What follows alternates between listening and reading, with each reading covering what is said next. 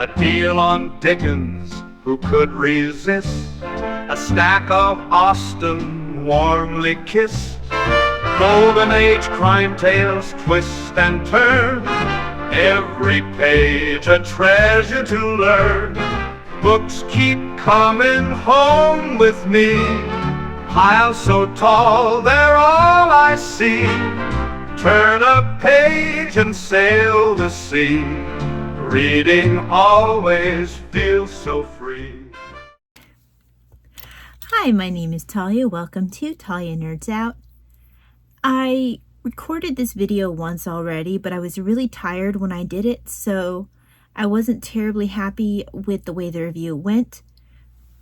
I'm going to try again now. The review that I'm speaking about in particular is the one on The Fears of Henry IV. This is an Ian Mortimer book.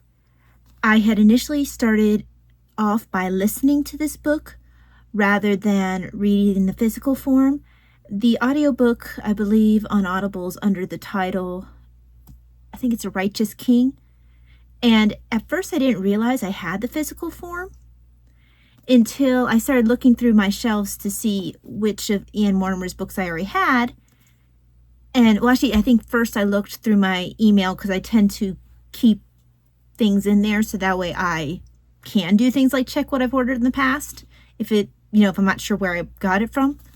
And I saw, oh, hey, look, I already have a book about Henry IV by Ian Mortimer. Let me check it out.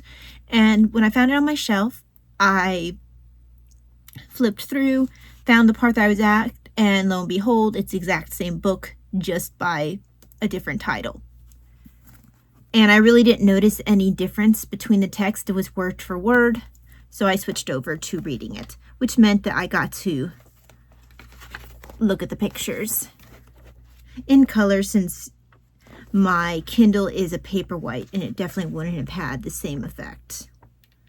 Not that, it wouldn't have added necessarily a ton to have it black and white, but I think it's a lot prettier to have it in color. I very much enjoyed this book, both as an audiobook and physically, although I got more out of it once I started reading it. I found the author's style to be very easy to get into, and I found that I remembered a lot. Even the things that I listened to, I felt like it stuck in my head pretty well. Although I can't really remember when I stopped off listening and when I started reading. It's kind of confused for me where that switch off began. But this was, I intended to go through and read all these specific English kings in order leading up to, and I didn't remember to bring it with me, I believe the author's name is Thomas Penn. He does the Brothers York. And initially I planned to read Brothers York this year, but then I was like, oh, let me just read the kings leading up to that, because last year, and I'm reaching off to the side because I have books off to the side to show. Last year I had read first The Great and Terrible King by Mark Morris, Edward I and The Forging of Britain, which is also a very good book. Then I had slid into Edward II, which was an audio book by Catherine Warner. I tried, I'll mention the next Catherine Warner book after I continue onward. So I did Edward I, Edward the second, and then I did Edward III with Ian Mortimer last year, and this was another one that I remember really enjoying. Then I did this one this year, but in between here was supposed to be Richard II. The problem was I really didn't enjoy Catherine Warner's Richard II when I started it off. I was reading on Kindle. I found it seemed like she was just spitting out names without really giving much I didn't feel like she gave a really good idea of why all these names were necessary. She was just going like, this person's related to this and this person's related to that, and wasn't connecting them all very well or saying this is why you need to know that. It just got overwhelming and I stopped. Not to mention, I don't know how many times I felt like she was biased towards her subject of Richard II. And this is where this book comes in as well. I had finished reading this book just prior to starting Catherine Warner's Richard II. And the number of times she described Henry IV, before you even meet him, as being the usurper and future murderer. The future murderer, I think it's the way she would say, the future usurper and murderer of Richard II. And that would be the way it was almost like it might as well have been his whole name, because that's the way she would talk about him. And after a couple times, she's like, okay, I get it. I know he's going to do this in the future. But it felt like she was not mentioning the future tyrant and all the other different nasty things you can say about Richard II, the whole reason why he was overthrown, in her treatment. So it felt like it was unevenly handled, which is why I then started instead The Eagle and the Hart, which unfortunately again is Richard, not just Richard, but it's also Henry. I haven't been able to find a good replacement book for Richard II because I'm not reading Catherine Warner's. But anyway, the whole point is that I actually did read this one. I'll give you an actual review for this in a moment. But my plan was this year to, after I read this, I need to get a drink.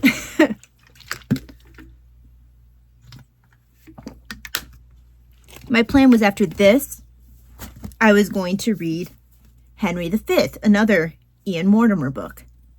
Unfortunately, this has taken me a little longer to read than I intended, so I might have to push Henry V off until next year's Q2.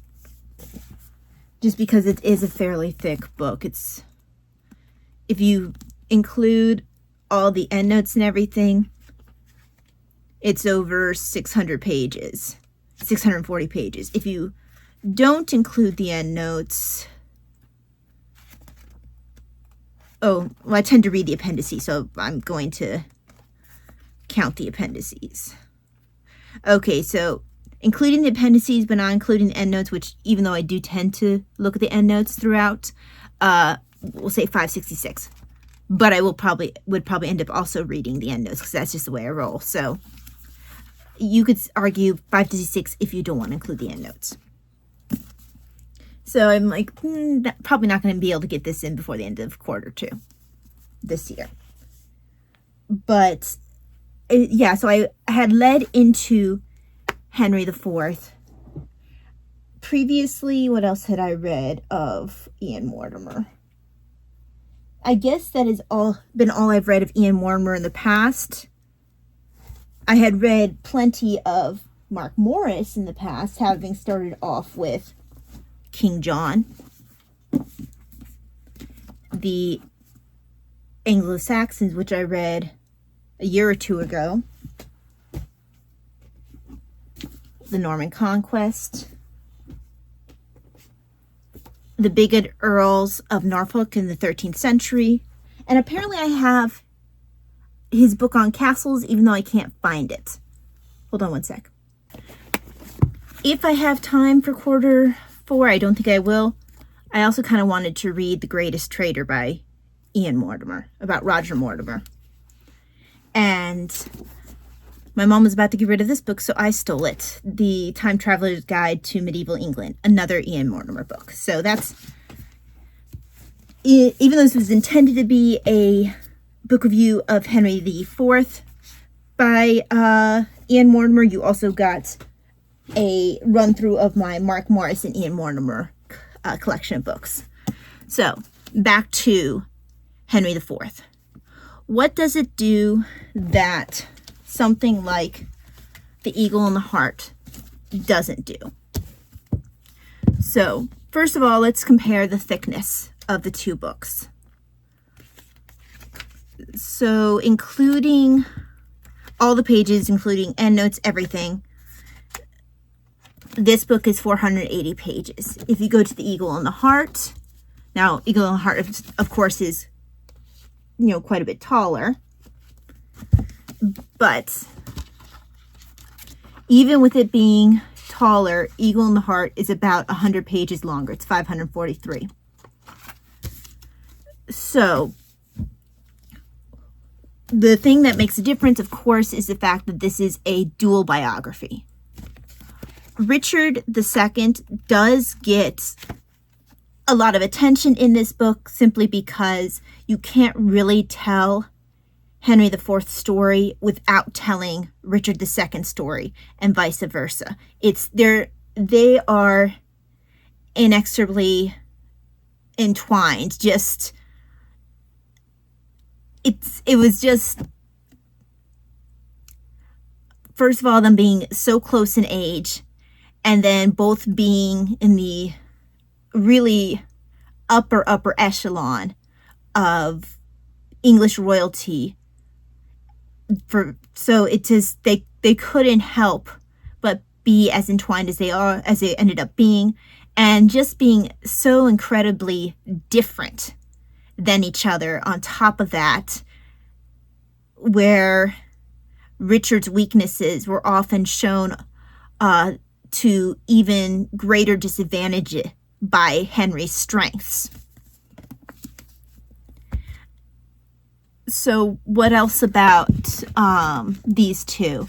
Well, the difference in writing style, both of them are very readable authors. Oh, the text is also a lot smaller in The Fears of Henry IV, as you can see. So, both of them, I believe both of them use quotes from Shakespeare as titles of their little chapters. Yeah, I'm pretty sure that this also uses, even though it's not as clear whether or not they're using the quotes from Shakespeare in The Eagle and the Hart. In Henry IV, I rather enjoy the fact that the beginning of each chapter includes a quote from Shakespeare's play Henry IV or from his play Richard II. Now, to be fair, Catherine Warner's book did the same thing, but as I've mentioned, my issue with her book has been more of what felt like a dramatic lack of objectivity.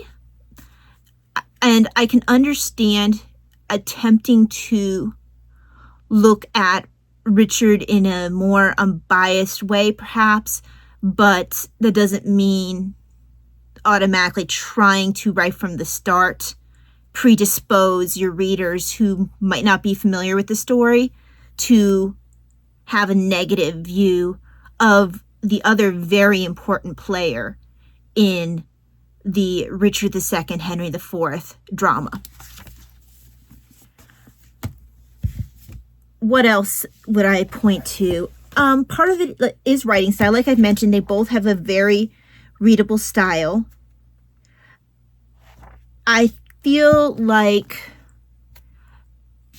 Mortimer does a bit of a better job citing sources. It seemed to me that he did less in the way of assumptions, either of what people might have been thinking at the time. He seemed to very much go to the source material and stick to that. Whereas sometimes I feel like Helen Castor does not do so as much. And this wasn't intended to be a dual book review, but I guess that's where we're going right now.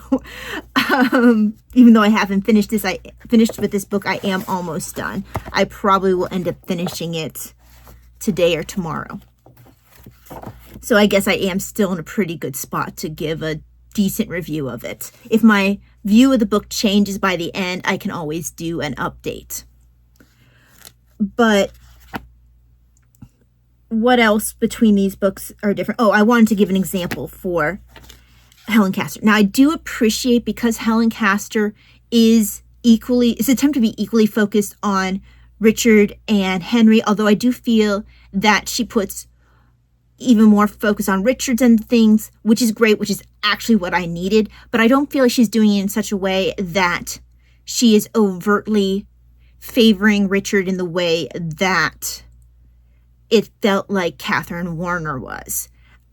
I do believe that Helen Castor, in her writing, is attempting to give as objective a view as one can with these particular figures. It's difficult because the people writing about them at the time were partisan.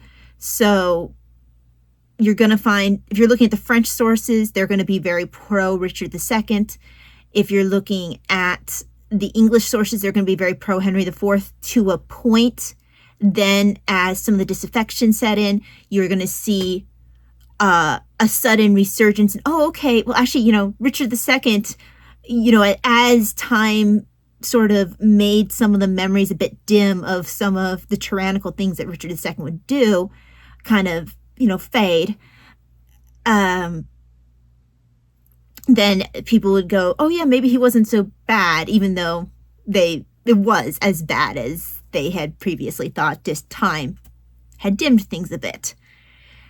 So the writings during the later period of time might be more pro Richard II, a little bit more anti-Henry IV after Richard has already died.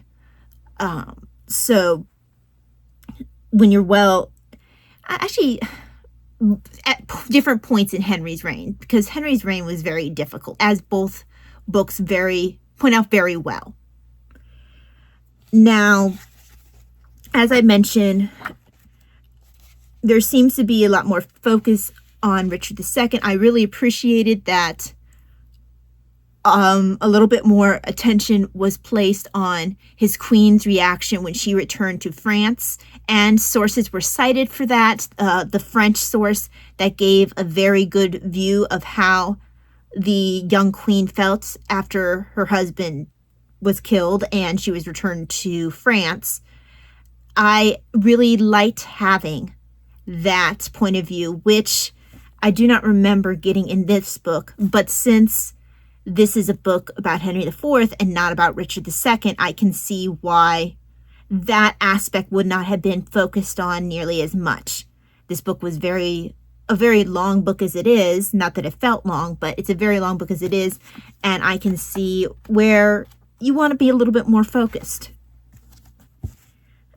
Other things, some of the points that I wanted to point, one of the things I wanted to point to that I did not particularly like about the writing style for for Helen Castor. There was, let me see if I wrote it down, because I know that I wanted to make a point of mentioning it.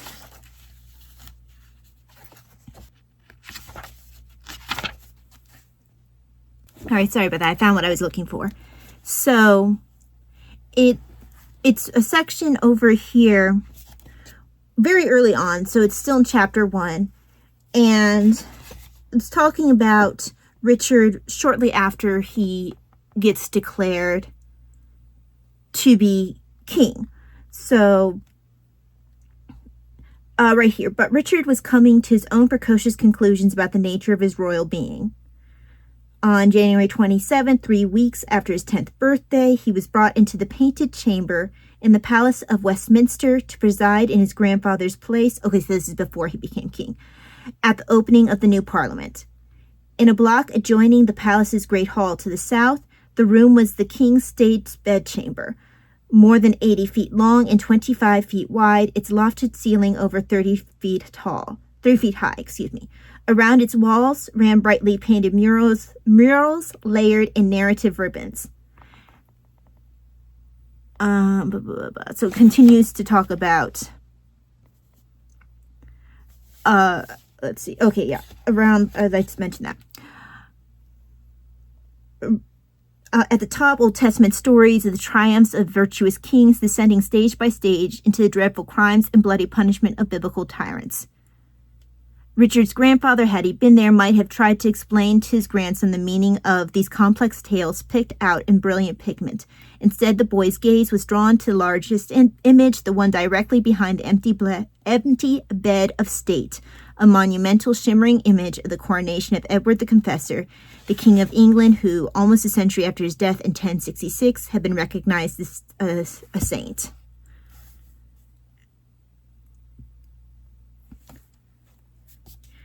And there's a couple things in this section where the author puts us in the view of Richard II, but my problem with this is I don't like an author telling us where someone's eyes went or didn't go. And I know it's a bit nitpicky, but I can see where someone might say, well, his eyes likely would have gone there. But no, his eyes were drawn there. Like, this was fact. But there's nothing. I looked at the footnote, and the footnote just said that this room was lost and later uncovered. Was later uncovered, and you could see parts. I believe it said parts of the mural, but it had nothing to say about, oh, this told us that this is where this is where Richard's eyes were fixed, and that he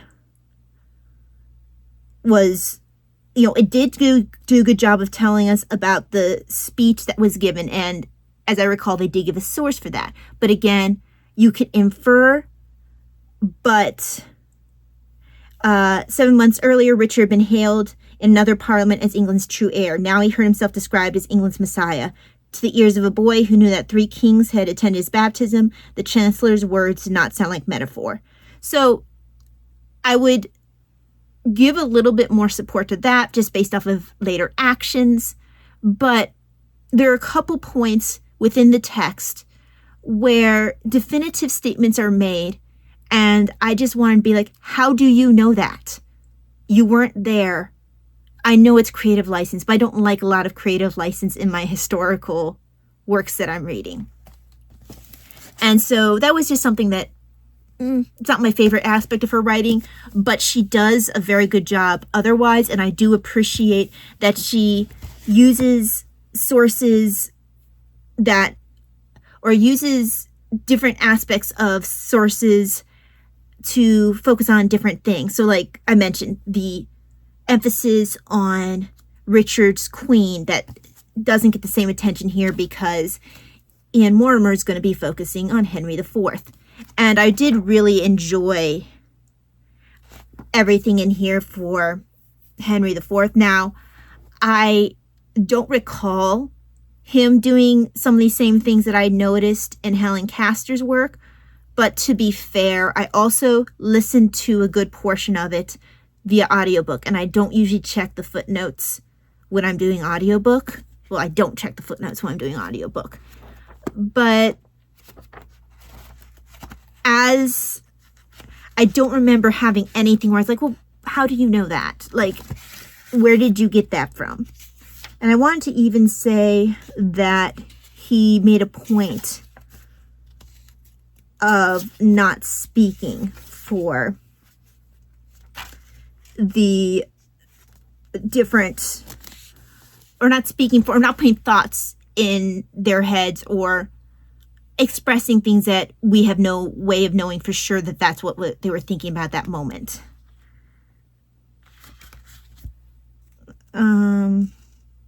Give me half a sec.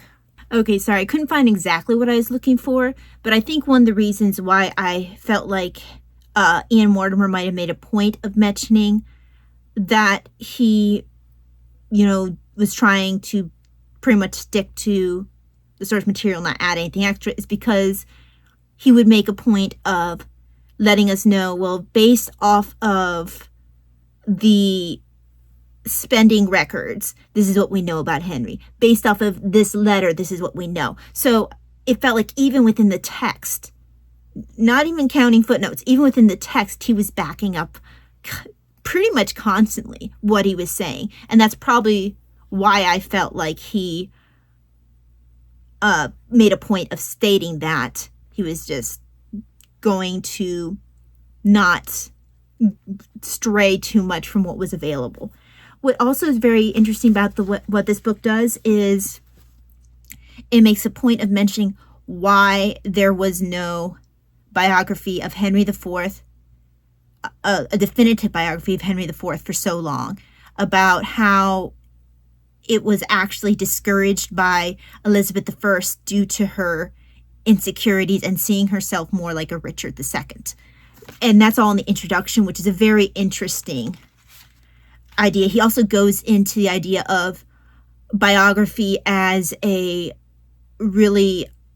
legitimate form of covering history and how in the past it was not seen as such. So even the introduction alone for this book is worth reading. Now, I just want to flip to the introduction for this book and see.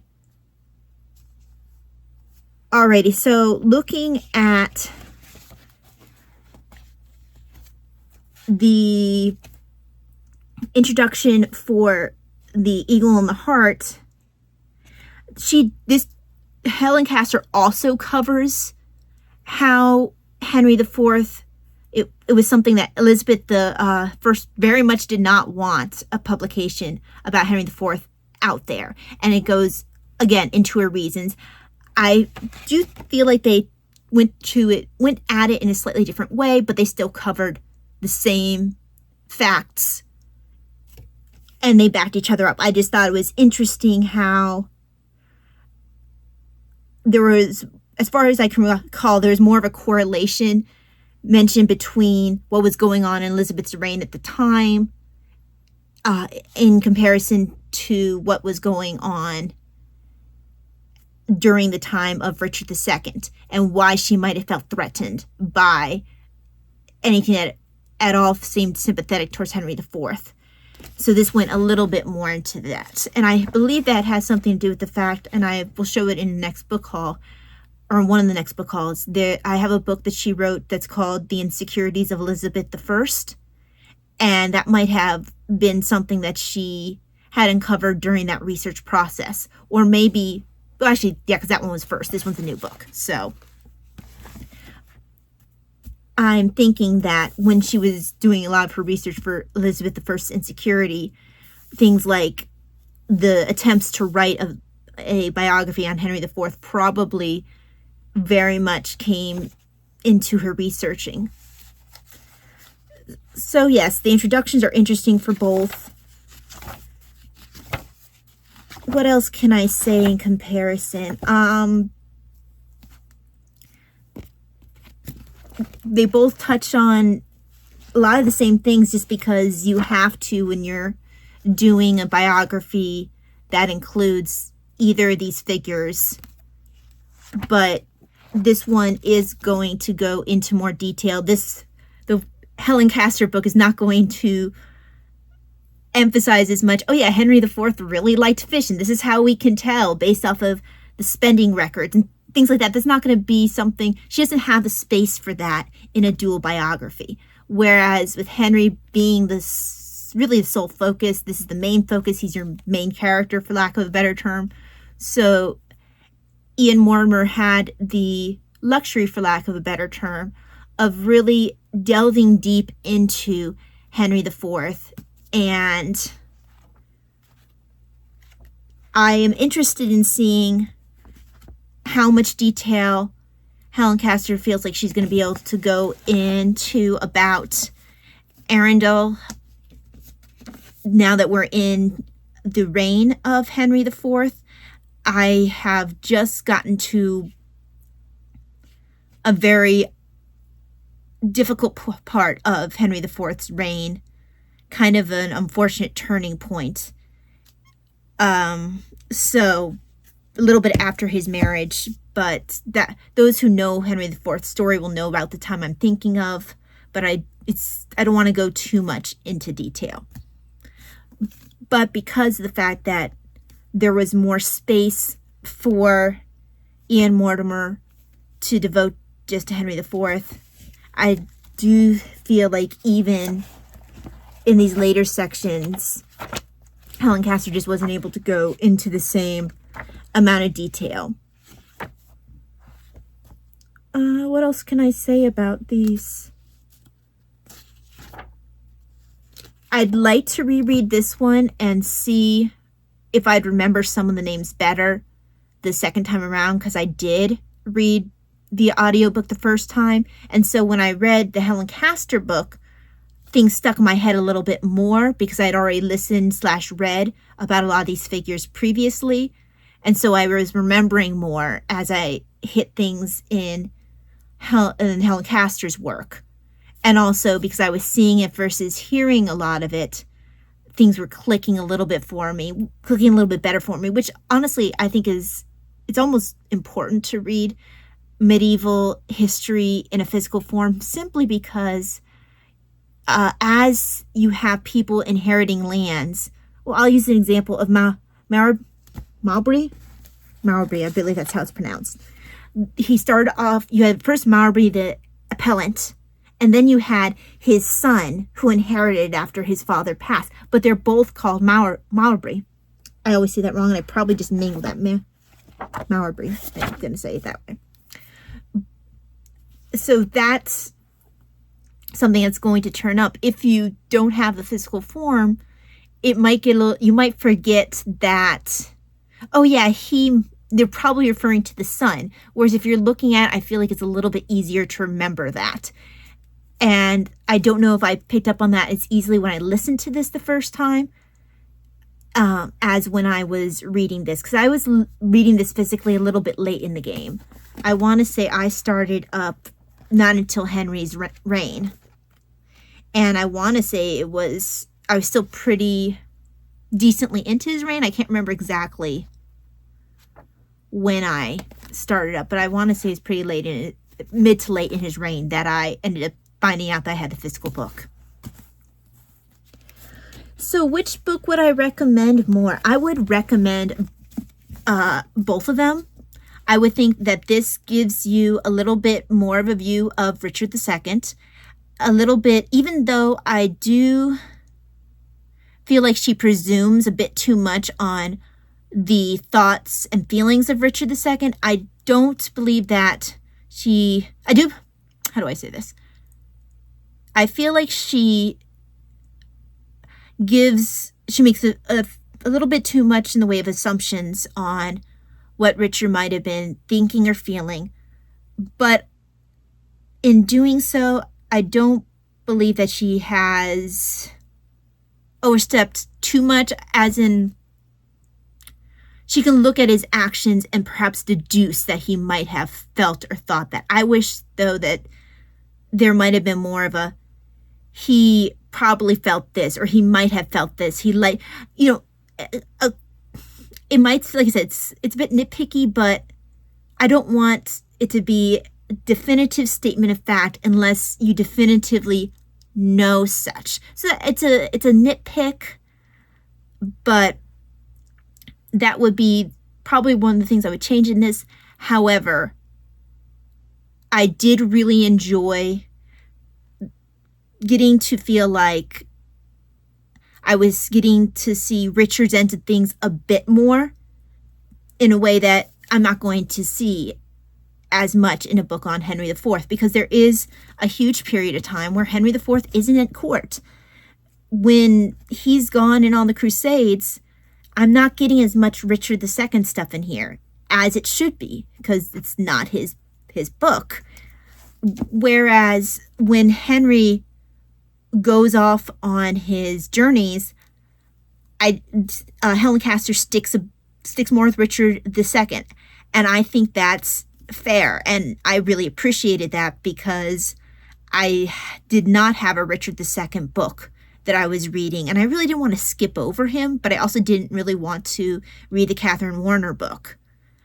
So I do appreciate that she made the extra effort to stick with Richard as long as she did, and I do feel like she tried to be fair as much as you can with either of these figures who were contentious in their own ways, but also Richard honestly had a lot of things pointing to, a lot of records that pointed to how bad of a king he truly was. A lot of different documentation, that kind of thing. Like, there was proof that he was pretty awful.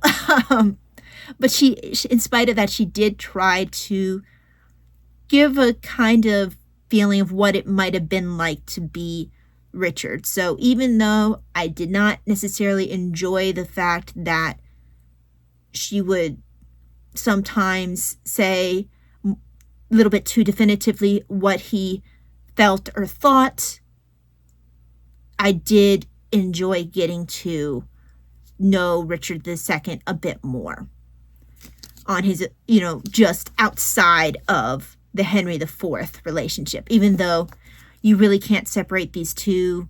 Well, I guess they're both here.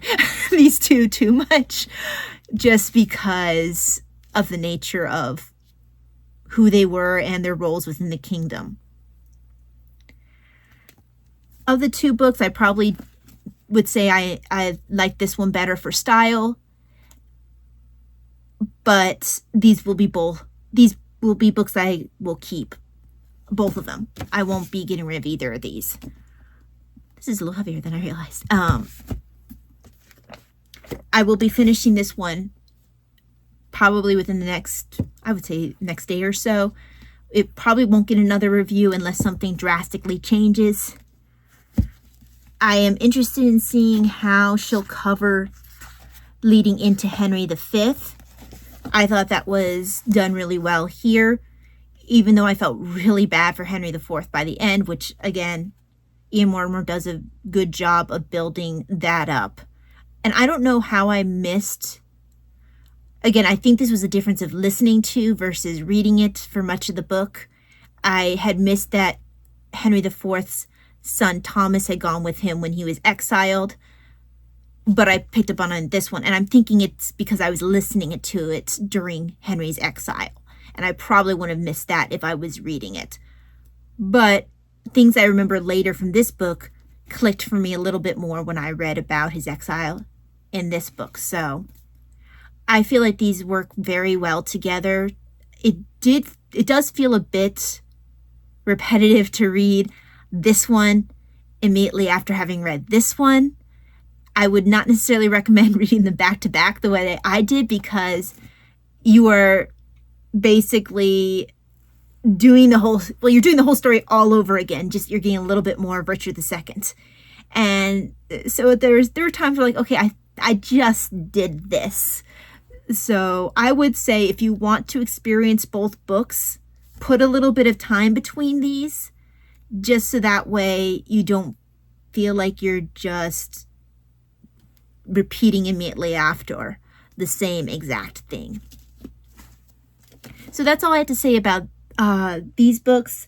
This ended up being a bit more than what I intended to do. I didn't intend to give you a book haul / review of my Ian Mortimer and Mark Morris books / a dual review. This kind of ended up being all over the place. So it's going to be a longer video. Okay, hi, quick addendum. I finished The Eagle and the Hart by Helen Castor, and I just wanted to give some final thoughts. So first of all, I want to note that the amount of pages that are dedicated to each king are definitely a bit lopsided, which makes sense. I think most of the most interesting stuff, well, all of it's interesting, much of what happens takes place during Richard's longer reign. But the first 319 pages approximately are dedicated to Richard III's reign. About 111 pages are dedicated to Henry IV, and then there's actually about 17 pages dedicated to Henry V.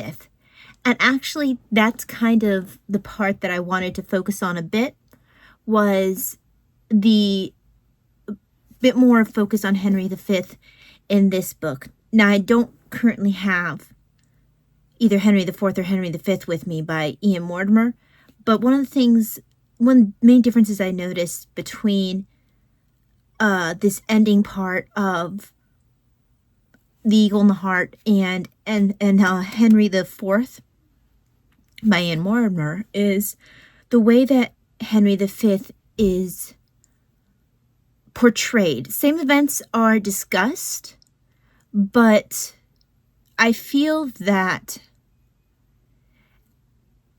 Henry V gets a bit more of a positive spin on his actions towards the end of his father's reign, whereas in Ian Mortimer's book, there's a bit more of a negative tone to the examining of those events.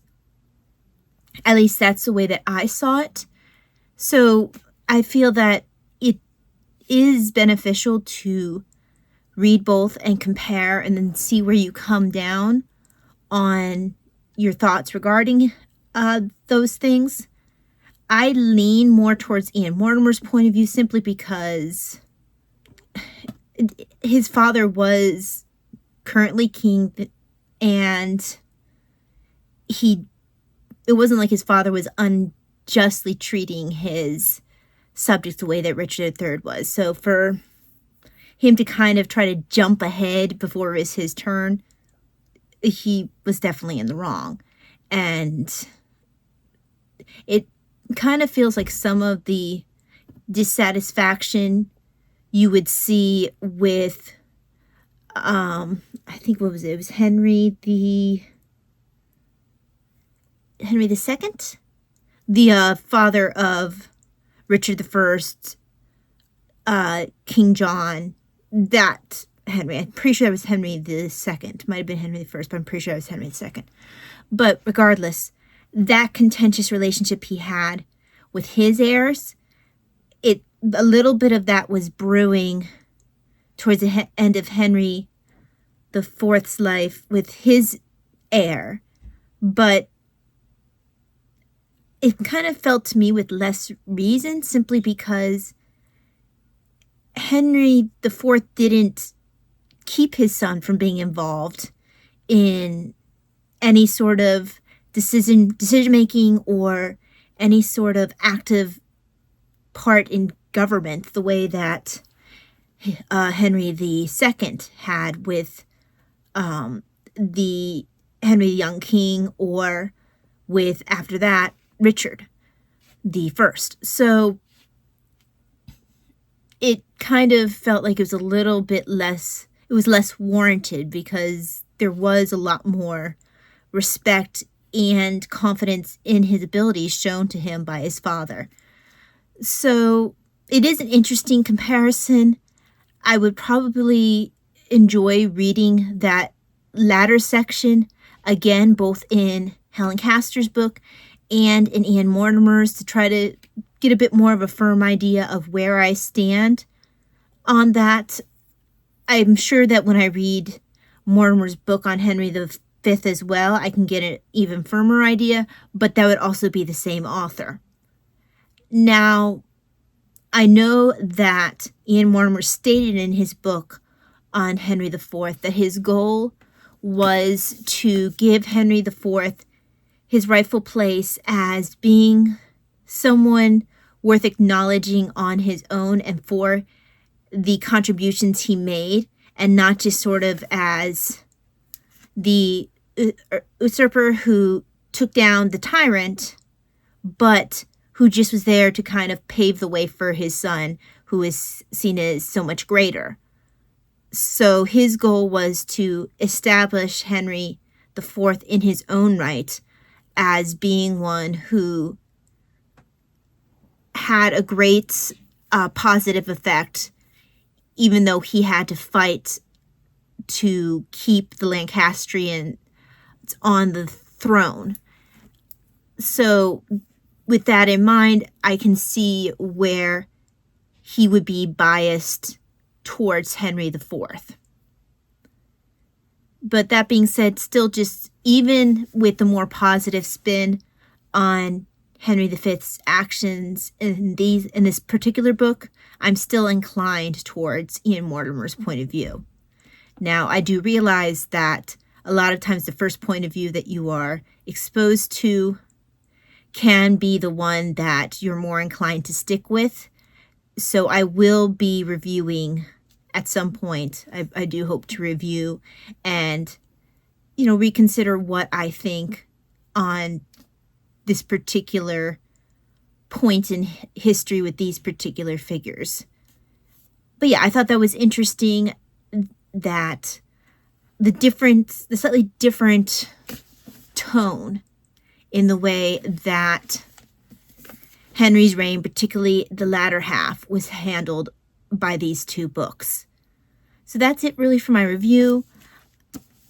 I would probably say that of the two books, I like Ian Mortimer's book on Henry IV more, but I did thoroughly enjoy The Eagle and the Hart by Helen Castor, and I really appreciate how much time she spent on Richard III, because I had not read a book devoted to Richard III, and I didn't care for the Catherine Warner one when I started it. So this hit a need that I had to go through and give each of the kings in that lineup their own time. Now, I don't think I have time to start before all the different June read-alongs I want to get involved in. I don't think I have time to start The Greatest Traitor, I believe it's called, about Roger Mortimer. So that won't be happening. And even though I wanted to start the book on Henry V, I'm gonna be so busy in June. I really can't pick up another book to focus on for the end of quarter 2 of Historathon. So I probably will not be adding anything new that's not related to the upcoming June read-alongs or related to Big Book Summer. So that is it for this dual review. Hope that you enjoyed it. Hope that you are inspired to read either or both of these books. And I'm interested in seeing how you land in your opinions on either these particular kings and how they're generally represented, or how these kings are represented by these particular authors. And I'm going to throw Catherine Warner in there as well. So thank you very much for joining you.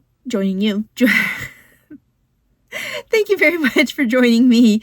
Hope that you have a very blessed day, and I will see you again next time. God bless. Bye.